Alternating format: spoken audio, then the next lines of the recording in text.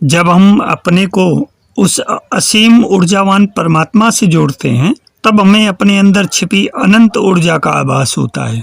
यदि हम अपनी चेतना और ऊर्जा को मानव कल्याण के लिए रचनात्मक कार्यों में लगाएं तो हमारा मूल्यांकन देवत्व की श्रेणी में होगा। हमारे ऋषियों ने हमें अपनी आत्म चेतना को पहचानने के तमाम उपाय बताए हैं। यदि हम अपने को परमात्मा का अंश मानकर लोक व्यवहार में सदाचार का पालन करें तो हम उन अनर्थों से बचेंगे जो हमसे अनजाने होते हैं। हमारा शरीर परमात्मा का मंदिर है। यदि हमसे कोई गलत काम होता है तो हम में विराजमान परमात्मा प्रभावित होगा। हमारी चेतना हमें सचेष्ट करती रहती है कि हम अपने आचरण में मलिनता न आने दें, किंतु स्वार्थवश हम उस संकेत को नजरअंदाज करते रहते हैं। यह हमारा दोष है जिसकी कीमत हमें अपने जीवन में चुकानी पड़ती है।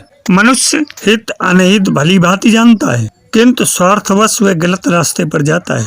मानव शरीर में चेतना के रूप में विद्यमान दूसरा तत्व है आत्मा, जो परमात्मा का अंश है। यही दोनों शरीर व आत्मा मिलकर मानव का अस्तित्व कायम रखते हैं। हमें शरीर को स्वस्थ रखना है, कम खानपान और संयमित दिनचर्या से आत्मा को निर्मल रखना है, उत्कृष्ट विचारों से। ये स्वस्थ है तो हमारे जीवन में आने वाली परिस्थितियां हमें विचलित नहीं कर सकती और हम अपने जीवन को सार्थक बनाने में सफल होंगे।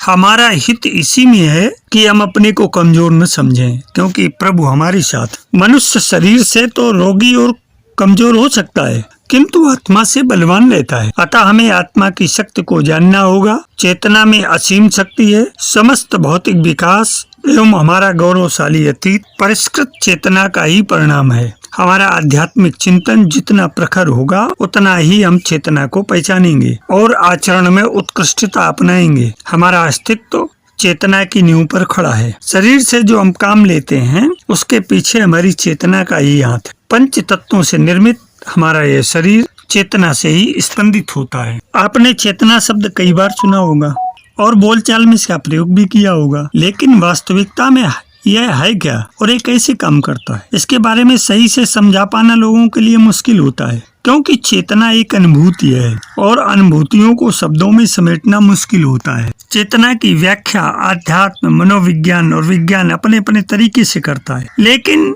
ये आम जनमानस के लिए क्या है इसको हम समझते हैं। आपने लोगों को कई बार कहते सुना होगा कि अगर वह चेता नहीं होता तो उसके साथ दुर्घटना हो जाती। यहाँ चेता शब्द चेतना के लिए इस्तेमाल हुआ है और इस वाक्य का संदर्भ यह है कि अगर आपकी चेतना जागृत नहीं होती तो आपको अपने आसपास हो रही घटनाओं का आभास नहीं रहता, किसी चीज की सुध नहीं रहती और फिर आपके साथ कोई भी दुर्घटना घट सकती है, क्योंकि आपको कोई सतर्क करने वाला नहीं है। इसका अर्थ यह है कि चेतना मनुष्य के जीवन की वो अनुभूति है जो उसे आसपास की चीजों का बोध कराती है, हर चीज के मूल्यांकन करने की क्षमता देती है, सारी भावनाएं महसूस होने में मदद करती है और जागरूक रखती है। अर्थात चेतना ज्ञानात्मक, भावनात्मक और क्रियात्मक होती है। आप में आत्मबोध का भाव ही चेतना है। चेतना के कारण ही मनुष्य और जानवर में फर्क होता है। मनुष्य अपनी चेतना विकसित कर सकता है, बहुत हद तक उसे नियंत्रित कर सकता है, मौलिक और नैतिक बना सकता है, जबकि जानवर ऐसा नहीं कर सकते। चेतना अनुभवों से विकसित होती है, तभी तो लोग अपना भला बुरा सोच पाते हैं, अपने ज्ञान को एक अलग स्तर पर ले जा पाते हैं। जागरूकता चेतना का ही एक अहम हिस्सा है। कुछ लोग चेतना को केवल मन और बुद्धि से जोड़कर देख पाते हैं, जबकि चेतना इन सबसे परे है। वह आपके होने का भाव है, आपको जीवित होने का भान कराती है। चेतना ही जब सुप्त हो जाती है तो हम किसी को अचेत कहते हैं। विज्ञान चेतना को बुद्धि और मस्तिष्क से जोड़कर देखता है, जबकि आध्यात्म चेतना को इससे कहीं विस्तृत रूप में देखता है। अध्यात्म में चेतना के 3 स्तर माने गए हैं: चेतन, अवचेतन और अचेतन। चेतन स्थिति में आप सोचते, समझते और कार्य करते हैं। आपको हर परिस्थिति का एहसास रहता है जो आप जी रहे होते हैं। अवचेतन स्तर पर वो बातें रहती हैं जिनका आपको तुरंत पता नहीं चलता, लेकिन बाद में वह आपके सामने आ जाता है। मन की इस अवस्था में कई विचार छिपे रहते हैं जो मनुष्य को चेतनात्मक स्तर पर ज्ञात नहीं होता। इसलिए अवचेतन मन तक पहुंचना और उसे समझने के लिए जागरूकता की आवश्यकता होती है। अचेतन स्तर में वो बातें रहती हैं जो हम भूल चुके हैं और जो हमारी बहुत कोशिशों के बाद भी हमें याद नहीं आता। किसी विशेष प्रक्रिया से ही उसे याद दिलाया जाता है। मांडूक्योपनिषद में चेतना को 4 अवस्थाओं में बांटा गया है। पहली है जागृत अवस्था। इस अवस्था में मनुष्य अपने द्वारा किए गए हर काम, हर भावना और शरीर में हो रही प्रत्येक क्रिया प्रतिक्रिया के प्रति जागरूक रहता है और उसे प्रत्येक चीज का भान रहता है। इस अवस्था में शरीर की 5 इंद्रियां और मन सक्रिय रूप से काम करते रहते हैं। संसार में मौजूद हर चीज का अनुभव केवल जागृत अवस्था में ही किया जाता है। आप में मौजूद जागृत चेतना अवस्था ही आपको वर्तमान समय और इस भौतिक संसार का एहसास दिलाती है।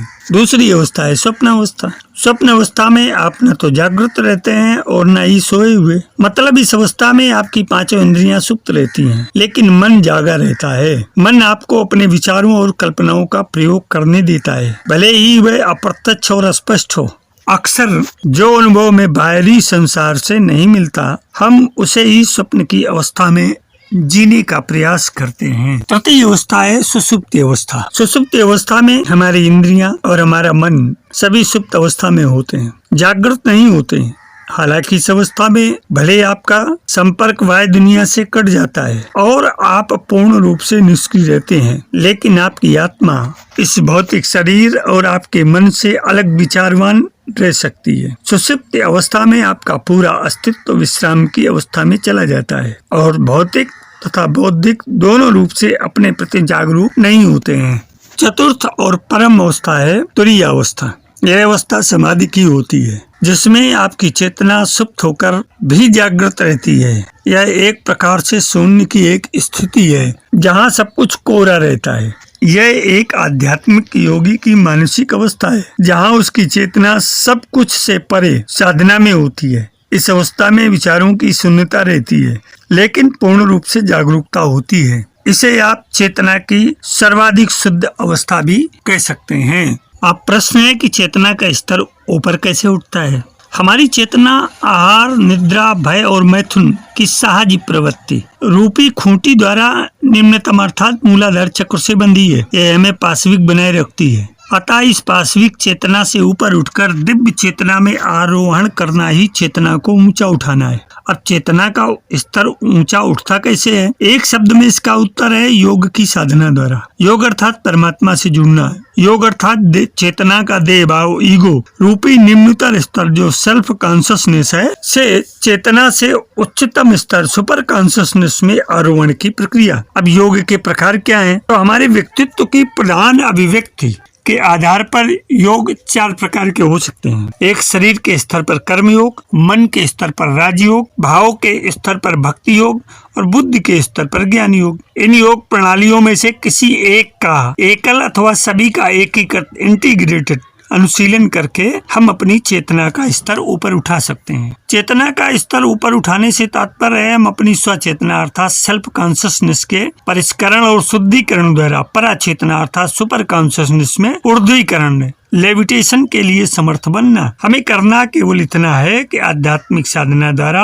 अपने मूलाधार से बंधी पाशविक चेतना को मुक्त करना है। ऐसा करने से हमारी चेतना के कंपन सूक्ष्मतर होते जाते हैं और उनकी आवृत्ति अधिक होने लगती है, जिससे हम अपने अस्तित्व के उच्च स्तर को छूने में समर्थ हो जाते हैं। साधना से चेतना की बढ़ती आवृत्ति के अनुसार हम क्रमशः स्वाधिष्ठान, मणिपुर, अनाहत, विशुद्ध एवं आज्ञा चक्र में होते हुए विभिन्न अनुभूतियों से गुजरते हैं। प्रत्येक चक्र की अनुभूति अपने पिछले चक्र की अनुभूति की अपेक्षा अधिक परिपक्व और परिष्कृत होती है तथा हमें पिछले चक्र के बंधनों से मुक्त करती है। सावधान, इन अनुभूतियों से अप्रभावित रहते हुए आगे निकल जाना है। अंततः जैसे ही चेतना की आवृत्ति पराचेतन के समकक्ष होती है, वैसे ही वह शास्त्रार्थ चक्र के माध्यम से पराचेतन का आवाहन कर उसमें लीन हो जाती है। इस प्रकार पराचेतना ब्रह्मांड से हमारा एकत्व स्थापित कर देती है। यही हमारा जीवन लक्ष्य भी है। चेतना विकसित होने पर होता क्या है? आध्यात्मिक जागृत और चेतना का विकास एक ही बात को कहने के 2 ढंग हैं। आम सांसारिक मनुष्य का स्वयं के बारे में सोचना, समझना और जानना शरीर और मन की सीमाओं से आगे नहीं बढ़ पाता।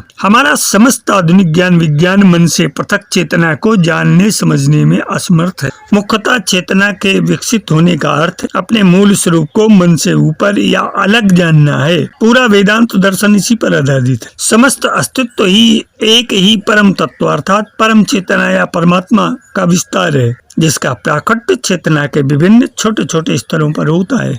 लालच, अहंकार, वासना, ये तीनों मन की स्वाभाविक वृत्तियां हैं। एक साधारण मनुष्य को जब मैं कौन हूँ यह जिज्ञासा पकड़ती है तो वह अपने मन की वृत्तियों और स्मृतियों की सीमाओं में ही स्वयं की पहचान कर पाता है। जैसे जैसे चेतना का स्तर बढ़ता है वैसे वैसे मन का अतिक्रमण होता जाता है। आध्यात्मिक जागृत की समस्त साधना का उद्देश्य ही है। वैसे इस दिशा में हम कुछ न भी करें तब भी सांसारिक जीवन के अनुभव धीरे धीरे जन्म दर जन्म हमारी चेतना के स्तर को ऊंचा उठाने का काम करते हैं। जैसे जैसे मनुष्य की चेतना का विकास होता है वैसे वैसे उसे समझ में आने लगता है कि समस्त संसार एक विशाल नाटक मंच है और हम सब इस नाटक में अपनी अपनी चेतना के स्तर के अनुसार अपना अपना रोल अदा करते हैं। समस्त सुख दुख मन के तादात्म्य से पैदा होते हैं। आध्यात्मिक जागृत के अभाव में मन ही हमारी वृत्तियों से बंधा स्वयं को कर्ता समझता हुआ भांति भांति के प्रपंच करता रहता है। इसी को कर्म बंधन कहा जाता है। चेतना के स्तर पर पहुंचने पर मनुष्य के लिए संसार में मन की स्थिति ऐसी हो जाती है जैसे किसी नाटक या फिल्म में अभिनय करने वाला अभिनेता, अर्थात उस अवस्था में संसार में सब कर्म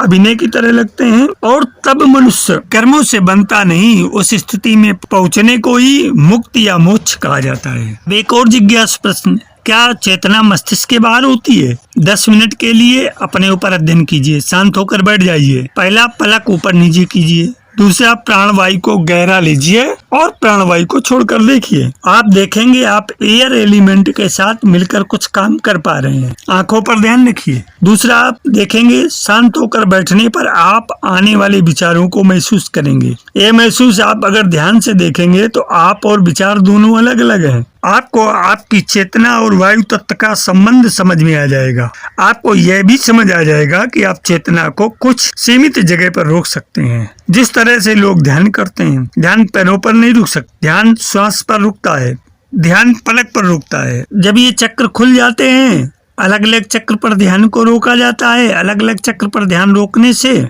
आपको इस शरीर का भीतर का ज्ञान मिलता है, जो ज्ञान शरीर का भौतिक ज्ञान होता है। ध्यान करने से शारीरिक भौतिक ज्ञान इंसान प्राप्त करता है। बाद में इनलाइटन की स्थिति को प्राप्त करके सत्य को जानने की कोशिश करता है। आप अपने चित्त से भ्रम निकाल दो कि हमें आत्मज्ञान पाने के लिए या आत्मज्ञान पाने के बाद किसी तरह से गंभीर होने की जरूरत है। यह पिछले कुछ सालों से नकली गुरुओं ने टीवी में भ्रम फैलाकर रख दिया है, जिससे आपकी चेतना बाहर नहीं निकल पा रही है। चेतना मस्तिष्क के बाहर भी जाती है। ये पाने के बीच में बहुत तरह की कठिनाइयां हैं जो बिना सदगुरु के संभव नहीं है। आप ये मान लीजिए कि पहले हमारी चेतना इस शरीर के अंदर लाख हो जाती है, फिर वही सवाल आकर खड़ा हो जाता है, मैं इतने साल से मेहनत क्यों कर रहा हूँ? मैं आपको बता ही इस कारण रहा हूँ कि जितने भी लोग मानसिक रूप से बीमार हैं, डिसऑर्डर की स्थिति में है, उनकी चेतना को चित्त और आने वाले विचारों ने भ्रमित कर रखा है। जब उसको ठीक किया जा सकता है तब आप थोड़ा सा गहन चिंतन करके समझने का प्रयास कीजिए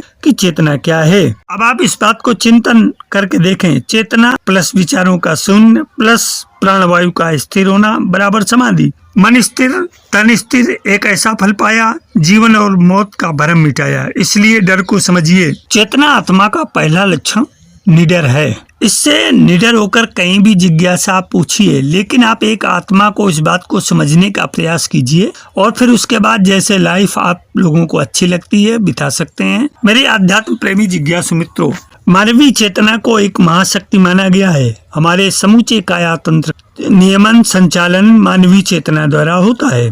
मानवीय मन चेतन और अचेतन नामक 2 प्रमुख भागों में बटा होता है। अचेतन मन रक्ताभिसरण, आकुंचन, प्रकुंचन, श्वास प्रश्वास जैसे अनवरत गति से होने वाले क्रियाकलापों का नियंत्रण करता है। चेतन मन के आदेश से ज्ञानेंद्रियां, कर्मेंद्रियां एवं दूसरे अवयव काम करते हैं। अनियंत्रित मानवीय चेतना अस्त व्यस्त हो जाती है और विभिन्न प्रकार की बेढंगी हरकतें हलचलें करने लगती है। शरीर को निरोग एवं परिपुष्ट रखने के लिए मानवीय मन को संयमी और सदाचारी, निर्मल और पवित्र बनाना पड़ता है। आपने शांति पूर्वक और ध्यान से इन बातों को सुना। आशा है आप इसको समझेंगे, अपने जीवन में उतार करके अपने को सर्वोत्कृष्ट बनाने का प्रयास भी करेंगे। सफल जीवन की यात्रा के संग में आज इतना ही। धन्यवाद।